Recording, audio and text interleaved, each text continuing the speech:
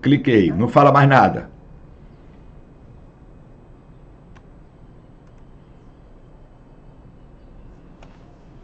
Muito bem, estamos de volta para darmos continuidade à nossa revisão.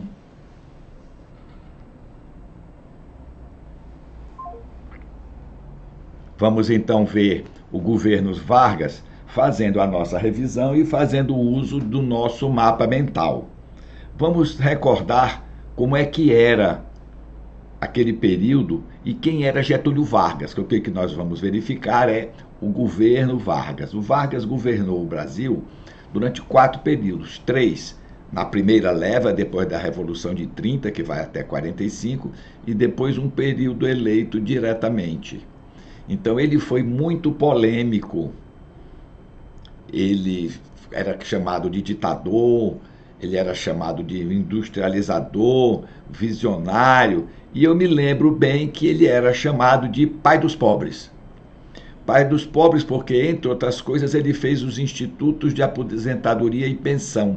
Então você tinha Instituto de Aposentadoria e Pensão dos Comerciários, Instituto de Aposentadoria e Pensão dos Industriários, Instituto de Aposentadoria e Pensão dos Securitários. E aí vai. No futuro, vai acontecer a junção de todos esses institutos de aposentadoria e pensão no INSS. Vai juntar e fazer um sistema só, que é o que existe hoje no Brasil e que atende. Ele entrou em disputas políticas já no final do seu segundo governo e se suicida. Ele fez um uso intenso dos meios de comunicação. Vamos dar continuidade, vamos ver como é que eram os antecedentes ao governo Vargas. Então, na Europa, na Itália, o fascismo ganhava força. No Brasil, as oligarquias, usando corrupção e violência para alcançar o poder, alcançavam e se mantinham. Nós vamos ver que vai haver um acordo entre São Paulo e Minas Gerais, mas no futuro, que uma vez o presidente será de Minas e outra vez será de São Paulo. No Brasil, nessa época, na década de 20, vai surgir o movimento tenentista, que foi chamado de movimento tenentista posteriormente pelos estudiosos, quando os militares manifestavam seu descontentamento com a situação que o país enfrentava. Porque eles pensavam, afinal de contas, não fizemos a república para que acontecesse o que está acontecendo. Então lá, depois da política, vamos ver a política do café com leite, que vai fazer um ajuste entre São Paulo e Minas. Então, em 1930, depois de diversas vezes, uma vez São Paulo, uma vez Minas, uma vez São Paulo e uma vez Minas, o presidente, o Washington Luiz, que era de São Paulo, indica outro paulista para sucedê-lo. Ele indica Júlio Prestes. O governador de Minas Gerais, que deveria ser o próximo a ser escolhido para ser o presidente da República, a mais alta proeminência política de Minas Gerais, reage. Se alia às oligarquias do Rio Grande do Sul e da Paraíba e forma a Aliança Liberal. Rio Grande do Sul, porque Rio Grande do Sul tinha uma grande quantidade de votos. O colégio eleitoral rio-grandense era grande. E forma então a Aliança Liberal, usando a Paraíba para atrair os votos do Nordeste. Então Getúlio Vargas foi lançado para ser presidente e o paraibano João Pessoa para ser vice-presidente. Durante a sua campanha, uso intenso de rádio, jornal, panfletos, Getúlio Vargas prometia que o voto seria secreto. Prometia incentivar a indústria nacional e criar leis trabalhistas. Vamos nos lembrar que nós também, em 1930, na Europa ainda está tendo guerra de unificação, guerras diversas. Então, países como a Alemanha e a Itália ainda não estavam certos, ainda bem firmes na sua unificação. Então, havia ainda muitas disputas. Então, aqui é o nosso primeiro pedaço do nosso mapa mental, em que se comenta a sucessão que era esperada entre São Paulo e Minas Gerais. Então, todo mundo usava fraude. Acontece a eleição. No Rio Grande do Sul, Vargas obtém quase 100% dos votos. E aí a oposição e diversos militares começam a conspirar contra o governo. O governo ganhou a eleição usando fraude e violência. E aí o governador de Minas Gerais vai dizer uma frase: façamos a revolução antes que o povo a faça. Porque ele, segundo os historiadores, conhecia a insatisfação do povo. Neste mesmo momento, em julho de 1930, João Pessoa é assassinado. Ele seria o vice-presidente. Ele foi assassinado não pela disputa presidencial, e sim por uma política local, devido ao desempenho da política local. Então a insatisfação, todo mundo diz que é uma tentativa de se tomar o poder, fica muito favorável àquele momento, devido à insatisfação popular, a tomada do poder.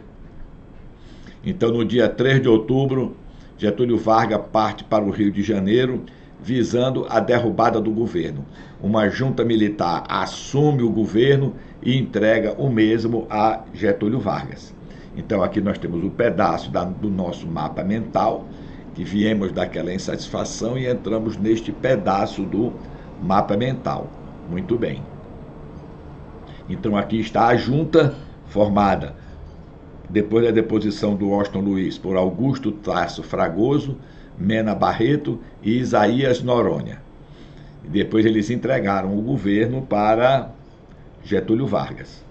Então Vargas assume o governo. Ele governou durante 4 períodos.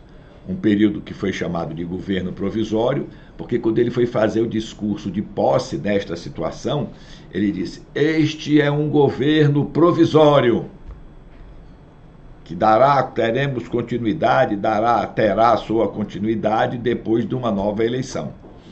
Então ele foi eleito por voto indireto, junto com a Constituição, governa por um período ditatorial de 37 a 45 e depois foi eleito novamente por voto direto.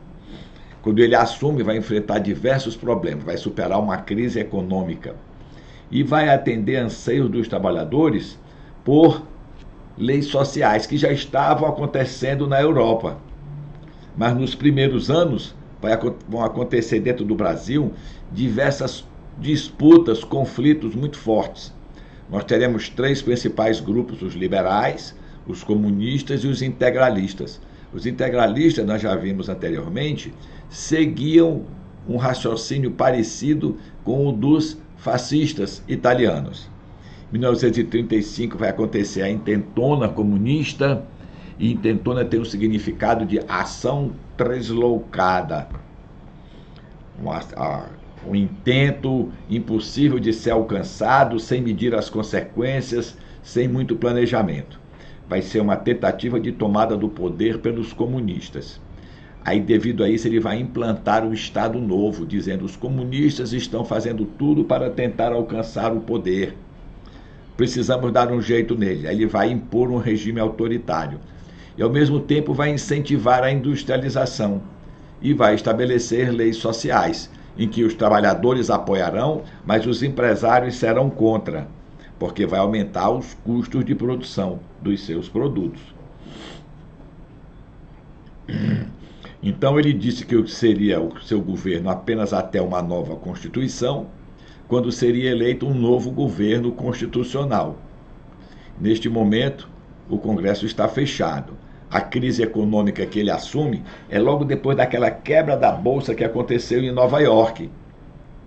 As exportações de café caíram bastante, a maioria do café ia para os Estados Unidos. Como nos Estados Unidos teve uma queda de renda muito grande, também ficou sem ter como se comprar café. Tem banco vai ser fechado, desemprego, e o Brasil para de pagar a dívida externa. Para que o preço do café melhorasse, somente se eu reduzir a oferta. Então o governo compra café e queima café. Aí depois o preço sobe, é retomada a exportação de café e o Brasil passa a ter dinheiro para sustentar sua dívida externa. Então estão acontecendo no mundo todo mudanças. Então na Europa foram dados direitos sociais aos trabalhadores e posteriormente direitos trabalhistas. No Brasil, na Primeira República, o governo da Primeira República, antes do Getúlio, sofria pressão por reformas sociais. Os trabalhadores lutavam por leis trabalhistas, queriam melhorar a condição de vida e no trabalho, algo que hoje muito se discute, direitos no trabalho, sem muita pressão no trabalho, tá certo? Então os políticos reformistas e os tenentes varguistas desejavam mudanças econômicas e sociais. Então o governo decreta leis sociais e cria a Justiça do Trabalho para resolver as pendências entre empregados e empregadores, para que esse assunto não fosse para a justiça comum. E aí está simbolizado aqui uma carteira do trabalho e uma balança que simboliza a justiça. Então, nessas leis que foram promulgadas, constava férias, licença maternidade, pagamento de hora extra, pagamento de pensão, aposentadorias, limitação da jornada de trabalho. Essas leis, mudanças, foram bem recebidas pelos operários.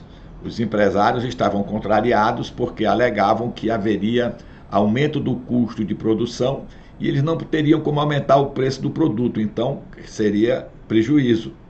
Então o governo cria a Justiça do Trabalho e o empregador e o empregado tinha como recorrer à justiça quando se sentisse prejudicado. Então, já numa época de reforma social, estamos no período 1930 a 1934, o governo cria o Ministério da Educação e da Saúde, que hoje são desmembrados. Então foram construídos hospitais, médicos e funcionários foram enviados para o interior, fazendo hospitais fora das capitais para evitar a vinda das pessoas para a capital e para que o público pudesse ser atendido no seu local de residência ou mais próximo. Ele vai criar um sistema de saúde para combater principalmente a febre amarela e a tuberculose. Vamos nos lembrar que nós tivemos antes disso, na Primeira República, aquela revolta da vacina, porque era muito grave a difusão, a existência de febre amarela e tuberculose. Aí ele vai investir em educação e vai dizer que as crianças têm que fazer, no mínimo, o ensino fundamental, que é hoje, que antigamente se chamava curso primário, que ia até a 5ª série primária, que depois você iniciava o primeiro ano ginasial, que equivale hoje ao 6º ano, que seria 1º, 2º, 3º e 4º, que equivale a 6, 7, 8 e 9º ano. Tá certo? Criou uma rede de escola pública e de formação de professores para ensinar a escola normal. A escola normal habilitava as pessoas que cursavam, que seria o equivalente ao ensino médio hoje, as séries iniciais, 1º, 2º, 3º, 4º e 5º anos. Eram professores que seriam formados na escola normal. Então a pessoa já terminava o 3º ano com uma profissão, professor. Pronto. E hoje, para se ser professor, para se ensinar nas escolas, você não, somente com o ensino médio, você não ensina mais. Você tem que cursar uma universidade, uma faculdade, para ficar habilitado a dar aula nas escolas. Então, todos os professores que nós temos são graduados na área do magistério. São licenciados em alguma matéria. E foram criadas também escolas técnicas para formar mão de obra que a indústria que estava crescendo, nascendo, iria necessitar. Então, o governo seguia uma tendência mundial de valorizar o trabalhador, porque ele considerava que os trabalhadores também tiveram perdas nesse período. Ele fez leis sociais, fez políticas de saúde e políticas públicas de educação. Mas os trabalhadores perderam a liberdade dos sindicatos e os sindicatos deveriam ser reconhecidos pelo Ministério do Trabalho, que poderia fiscalizar a atividade do sindicato e destituir a diretoria. E ficavam proibidos os sindicatos de fazer propaganda política. Vamos voltar. Em 1929, antes do Getúlio assumir, quebra a Bolsa de Valores de Nova York. E aí se dizia: o governo, o Estado, deve ou não regulamentar a parte econômica da economia, a parte econômica dos seus estados, o funcionamento da economia, buscando se evitar crise.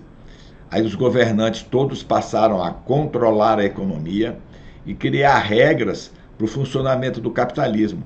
Quanto por cento pode ser o capital da empresa, quanto é público, quanto é privado, pode haver investimento externo, quanto. E aí os governos começam a fundar empresas estatais, e aqui no Brasil também. O Brasil vai acompanhar essa tendência mundial. E Vargas abandonou o liberalismo político, que era uma característica da Primeira República. E o governo Vargas vai começar a investir nas indústrias e nas fábricas com dinheiro do Estado, que vai ser uma característica mundial naquele período. Então o governo passa a intervir na economia. Ele adota políticas nacionalistas, criar empresas pertencendo ao Estado.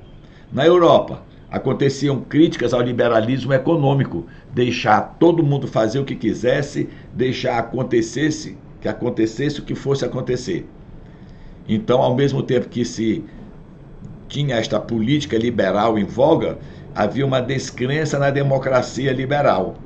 E os governos, os europeus, preferiam regimes autoritários de direita e mais economia estatal.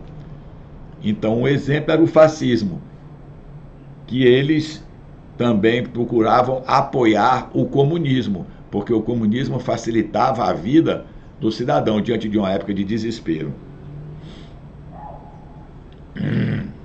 No Brasil, o Vargas e um grupo reformista do governo provisório criticavam o liberalismo da Primeira República, que havia permitido esse liberalismo que a oligarquia cafeeira adquirisse grandes poderes e praticamente mandassem no país. E diziam que somente um governo autoritário vai pôr fim às oligarquias regionais. Isso passou a ser um projeto nacional, acabar, quebrar com a força dessas oligarquias nos estados. E vai ser uma das primeiras coisas que o Getúlio vai fazer. E aí o governo provisório começa a fazer reforma e os políticos ficavam insatisfeitos. Por quê? Porque tirava o poder dos políticos. Foram criadas leis sociais que apoiavam os trabalhadores, tudo em proveito do nacionalismo, então o Estado investia na economia. Foram feitas políticas de intervenção na economia. No estado de São Paulo, a insatisfação do político era grande. O estado de São Paulo era a maior economia, ainda é hoje, estadual. Então, voto secreto para quê? Justiça trabalhista para quê? Vai dar direito para esse bando de desocupado, para esse pessoal que não quer trabalhar, só quer saber de abusar do meu dinheiro? Então, o governo provisório começou a ser acusado de ser uma ditadura. E aí, em São Paulo, se junta o Partido Republicano Paulista e o Partido Democrático e formam a Frente Única Paulista. E eles exigiam o retorno da autonomia dos estados, o fim do governo provisório e a constitucionalização do país com a criação de uma nova Constituição. Por quê? Porque quando Getúlio assumiu, a primeira coisa que ele fez foi retirar todos os presidentes de estado. Naquele tempo, quem governava o estado era um presidente do estado. Tirou todo mundo e nomeou interventores, que em boa parte eram tenentes. Então o governo percebe que aquela situação de São Paulo poderia levar a um conflito grave. Aí no início de 32 ele cria a justiça eleitoral, torna o voto secreto, mulheres passarão a ter direito ao voto e marca eleições para maio de 1933. Muito bem? Aí nós temos então aqui o resumo do que o governo provisório fez. Do nosso mapa mental, que no fim vai dar um mapa redondinho, tudo avaliado. Então vai começar uma guerra civil em 32. Em julho de 32, mais ou menos uns 6, 7, 8 meses antes das eleições já marcadas, as elites paulistas rompem com o governo, empresário, fazendeiro, setor da classe média, formam o exército para derrubar Vargas. É a Revolução Constitucionalista. Dura 3 meses a confusão. Mas em 1933 vão acontecer as eleições que ele tinha prometido e os deputados formam uma Assembleia Constituinte para votar uma nova Constituição para o país. E aqui está o resumo da Revolução Constitucionalista de 32. O Brasil recebe uma nova Constituição que garante algumas coisas, dá o direito, em julho de 34. Regime político, democracia representativa, direitos políticos garantidos, direito de votar e ser votado, formar partidos políticos, liberdade de imprensa, leis trabalhistas garantidas. Ela vai dizer que o voto é secreto para dificultar a ocorrência de fraude, para acabar com aquele voto de cabresto, que os políticos gostavam muito do voto de cabresto. Garantiu os direitos políticos e as mulheres passaram a ser eleitoras. E, na sua maioria, eleitoras de Vargas, porque deu esse direito a elas. E eleição para todos os níveis, inclusive para presidente da República. Mas a primeira eleição seria indireta. Indireta, e o Vargas foi eleito por aquela Assembleia Constituinte, já transformada em Congresso Nacional. Então vai ter início o governo constitucional de Vargas. Como tudo está instaurado, uma nova sistemática, uma nova Constituição, os grupos políticos passam a disputar o poder. Então, dentro do governo se junta tenentes do movimento tenentista e políticos reformistas, que desejavam um regime de direita liderado por Vargas, um regime mais duro, mais fechado. E aí os conflitos iam para fora do governo. Liberais defendiam o retorno do sistema oligárquico. Os liberais são os políticos liberais, porque eles queriam que o poder voltasse para a mão das oligarquias, os senhores do café. A Ação Integralista Brasileira queria um regime autoritário de direita, mais ou menos alinhado com Vargas. E o Partido Comunista do Brasil queria uma revolução socialista. Então, a Ação Integralista Brasileira, fundada por Plínio Salgado, influenciada pelo fascismo europeu, tinha esses símbolos aqui. Anauê, desejando boa sorte. E veja que ele está colocando o símbolo do integralismo por sobre o Brasil. E era contrário ao direito de livre opinião. Eram co-inimigos dos comunistas e defendiam nacionalismo radical e ditadura. Obediência a Plínio Salgado, conseguiu muitos adeptos.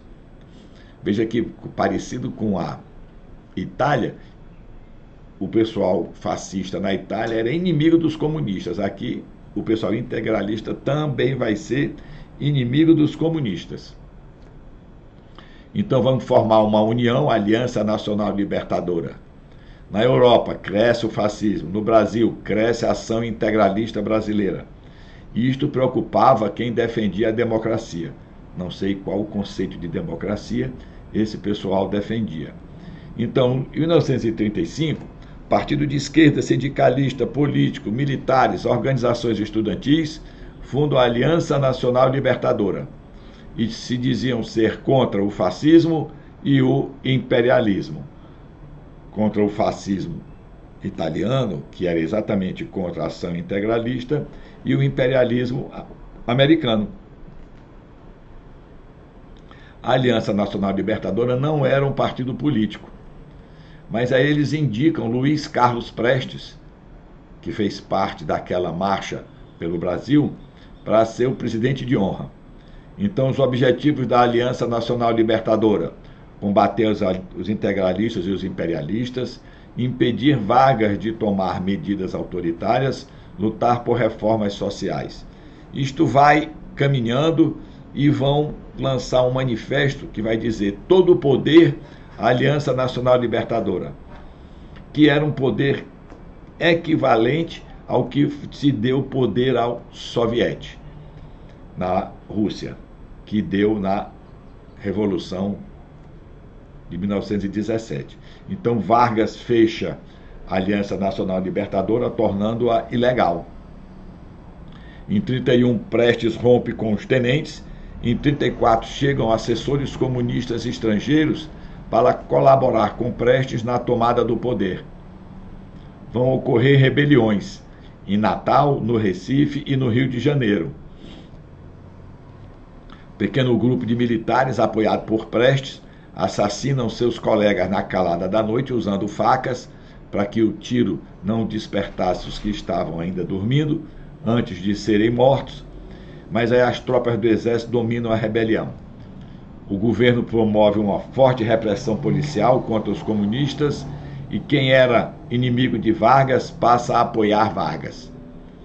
Aí aqui está o resumo da intentona comunista, o resumo do governo constitucional de Vargas. Então já tem eleição marcada, em 1938. Aí Vargas não queria deixar o poder é inebriante. Vargas anuncia a descoberta do plano Cohen. Era um plano dos comunistas que queriam provocar greve e matar o presidente da República. Mais tarde se descobre que o plano era falso, mas mesmo assim já estava dado o passo. Vargas fecha o Congresso, entregou uma Constituição pronta que permitia a ele, Vargas, governar por decreto e foram suspensas as eleições presidenciais previstas para o ano seguinte. Então vai começar uma radicalização política, vai haver o fortalecimento dos grupos que defendiam o regime autoritário.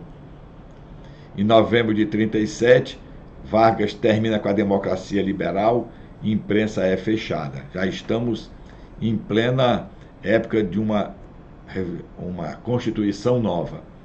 Então, buscando a industrialização do Brasil, buscando conseguir a formatação de um parque industrial, Vargas inicia a industrialização do Brasil. Ele vai construir a Companhia Hidrelétrica do São Francisco, Companhia Vale do Rio Doce, aumenta o imposto do produto importado para que o produto importado fique mais caro e o consumidor prefira o produto nacional, e vai dar um incentivo à indústria nacional. Ele vai fazer um acordo e vai receber dos Estados Unidos. Veja que nós já estamos no ano de 1941, já está acontecendo a Segunda Guerra Mundial. E vai receber uma siderúrgica pronta dos Estados Unidos. E a siderúrgica vai ser montada em Volta Redonda. A agricultura vai crescer 1,6% e a indústria 11,2%. Então, em 1939, a Alemanha invade a Polônia, começamos a Segunda Guerra. O Brasil inicialmente era neutro, porque interessava para o Brasil a neutralidade, porque ele poderia vender tanto para os Estados Unidos como para a Alemanha. Aí navios são afundados na costa brasileira, o Brasil rompe relações com o eixo, e em 1942 o Brasil declara guerra à Alemanha, entrando na guerra ao lado dos aliados. Cria a Força Expedicionária Brasileira, 25 mil homens são enviados à Itália.